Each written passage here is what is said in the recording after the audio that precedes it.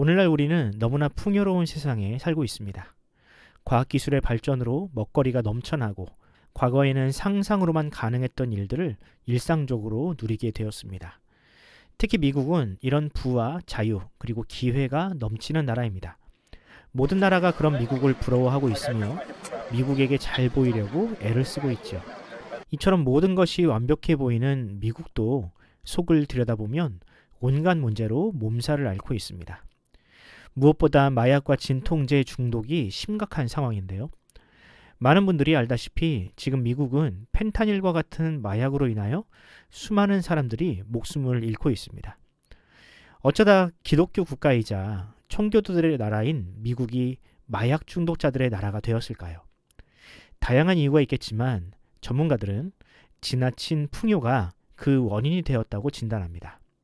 국가 총 생산은 높지만 그 부가 고르게 분배되지 않음으로 인하여 생긴 빈부격차, 결핍이 없는 상태가 불러온 무기력증, 지나치게 소비를 장려하다 보니 생기는 자기 절제력의 약화 등이 마약 중독이라는 자기 파괴적인 현상을 불러왔다고 합니다.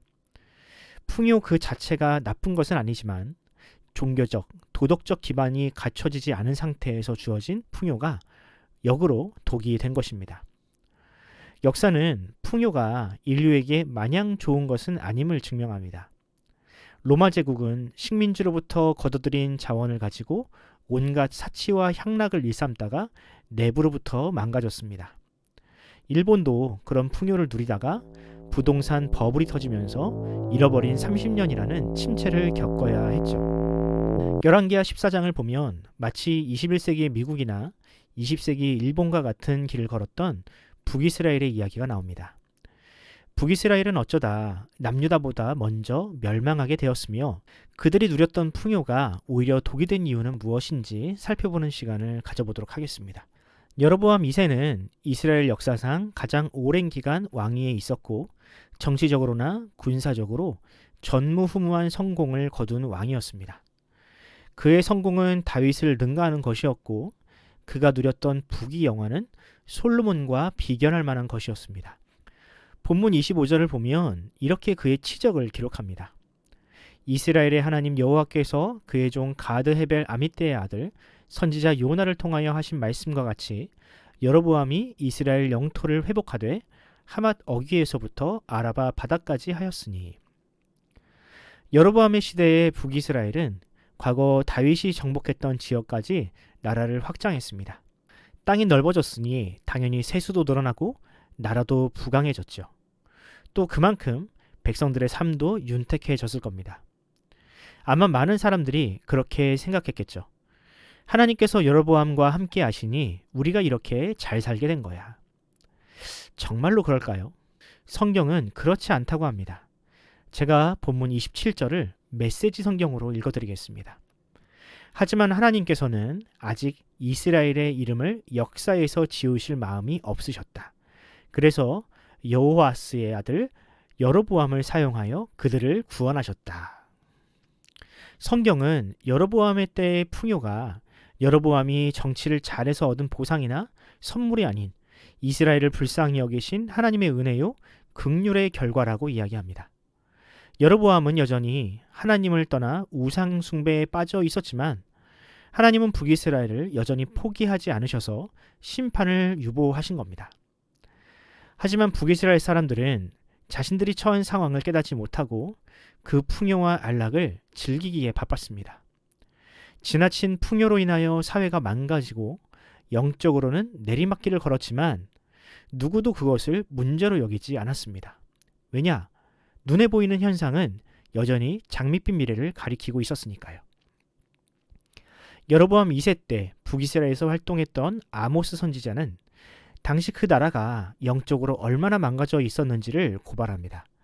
아모스서 2장 6절과 7절을 읽어드리겠습니다.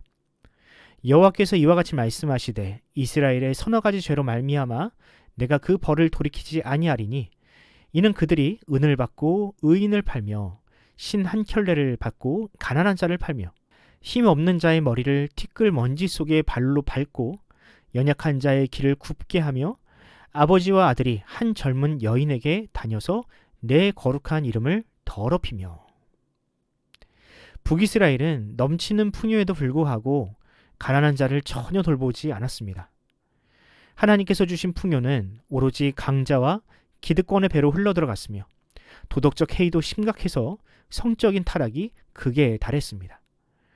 그럼에도 불구하고 그들은 이 모든 것이 하나님으로부터 온 것이라 착각했으며 영적으로 완전히 무감각해져서 회개할 기회를 영영 잃어버리게 되었습니다.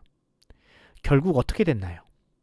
여로보암 2세가 죽은 후 불과 20여 년 만에 북이스라엘은 아시리아에 의해서 멸망당했고 그 땅의 백성들은 각국으로 흩어져 버렸습니다.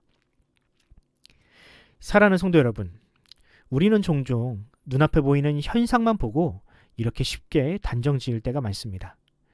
사는 게 너무 고달프고 고통스러운데 혹시 하나님께서 나를 버리신 것은 아닐까?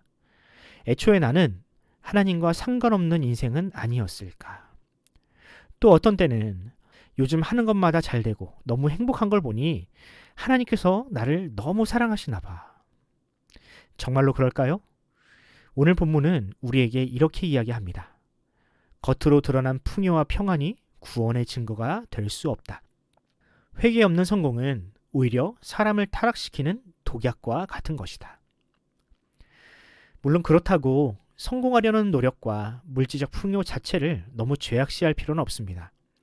하나님은 분명히 정직하게 땀을 흘리는 자에게 이른 비와 늦은 비를 주시는 분입니다. 더 나은 삶을 위해 기도하는 것을 하나님은 결코 죄라고 하지 않으십니다. 그러나 그 전에 우리가 준비해야 하는 것이 있습니다. 바로 돈과 물질에 잡아먹히지 않을 수 있는 그릇을 준비하는 것입니다. 에베소서 말씀처럼 영적인 전신갑주를 입고 외부의 공격과 내부에서 일어나는 욕망을 제어할 수 있어야 합니다. 그렇게 깨끗한 그릇이 되어 하나님이 주신 것으로 자족하고 그것으로 이웃을 사랑하여 이 세상을 더 행복하게 할 수 있는 사람이라면 그 사람에게 풍요는 독이 아닌 하나님을 기쁘시게 하는 의로운 도구가 될 것입니다. 그러므로 소유의 많고 적음을 가지고 신앙의 잣대로 삼았던 북이스라엘을 반면교사 삼아 오늘의 나를 돌아봅시다. 과연 하나님이 나의 인생의 목적인지 아니면 하나님을 통해 오는 부귀 영화가 목적인지 스스로를 점검해 봅시다.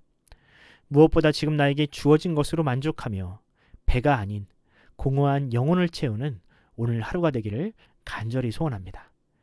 기도하겠습니다. 우리에게 일용할 양식을 주시고 하나님의 자녀로 불러주신 주님, 주님의 은혜와 사랑에 감사드립니다. 주님은 한결같은 사랑으로 우리를 사랑하시고 날마다 눈동자와 같이 보호하고 계시지만 우리는 남들과 나를 비교하며 받은 은혜가 충분하지 않은 것처럼 불평만 하는 연약한 죄인들입니다. 주님, 우리가 받지 못한 것으로 인하여 불평하기보다 이미 주신 은혜가 얼마나 큰지 깨닫는 그런 마음을 허락하여 주옵소서. 단지 눈에 보이는 것이 전부가 아니며 때로는 물질이 나의 영혼에 해가 될 수도 있다는 사실을 알아 자족하며 감사하는 삶을 살기를 원합니다. 주님, 우리의 어두운 눈을 여시고 겉모습이 아닌 내면이 건강하고 단단한 성도로 살도록 주의 성령께서 우리를 인도하여 주옵소서. 감사드리며 우리 구주 예수님의 이름으로 기도합니다. 아멘.